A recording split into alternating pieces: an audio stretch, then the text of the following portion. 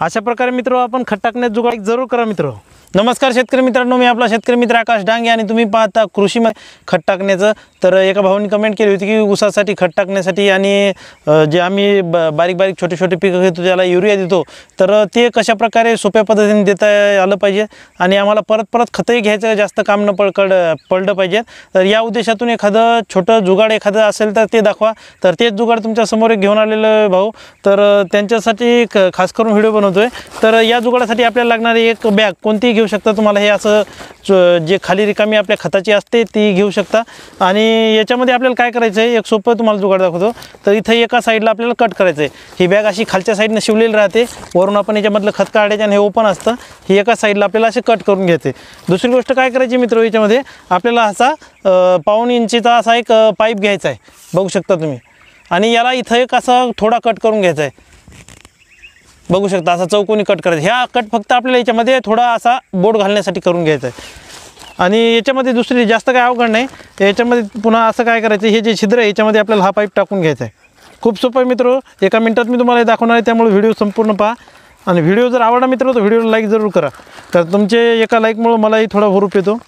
हे असं याच्यामध्ये घ्यायचं, एक छोटी सुतळी घ्यायची, सुतळी, आणि हे तोंड असं बांधून घ्यायचं।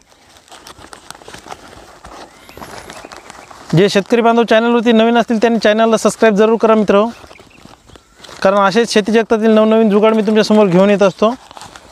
आता बरेच जण म्हणतात खत उघडे टाकावं का फेकून द्यावं, तर युरिया कोणीही शेतामध्ये खाली उकरून टाकत नाही, त्यामुळं असंच हे जुगाड करून तुम्ही वापरा।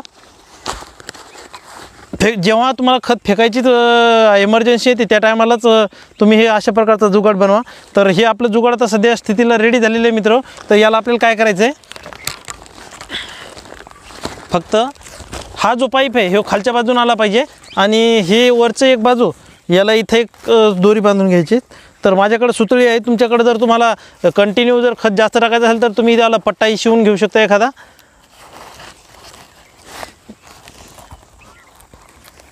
एका कोपऱ्याला आपल्याला ही अशी दोरी बांधायची। आता याच्यामधून खत कसे टाकले जाते मी तुम्हाला ते व्हिडिओमध्ये थोडं दाखवतो।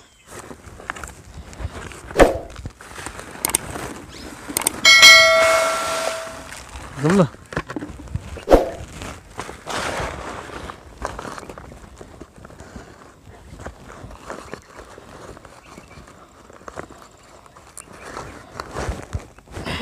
तर मित्र बघू शकता आपलं जुगाड अशा प्रकारे तयार झालं आहे। आपण इथे याला हे छिद्र करून जे घेतलेलं आहे, तर याच्यामध्ये आपल्याला हे आपलं फक्त बोट घालायसाठी घेतलेलं, म्हणजे आपल्याला जेव्हा उभं करायचं तेव्हा खत टाक पडलं नाही पाहिजे। आणि याचं जे वरचं टोक आहे तर याला आपण इथं सुतळीने बांधून घेतलं आहे आणि मागचं जे तोंड आहे इथून आपण जे खत टाकली पिशवीत हे बांधून घेतलं आहे आणि याला फक्त आपल्या अर्जेसनुसार असं याच्यामध्ये करून घ्यायचं आहे। आता बघू शकता तुम्ही खत कशा प्रकारे पडतंय खाली दाखवा। तुम्हाला ज्या पद्धतीने खत टाकायचं मित्र त्या पद्धतीने तुम्हाला टाकू शकता। बघू शकता मित्र, तुम्हाला अशा प्रकारे खत याच्यामधून टाकता येते,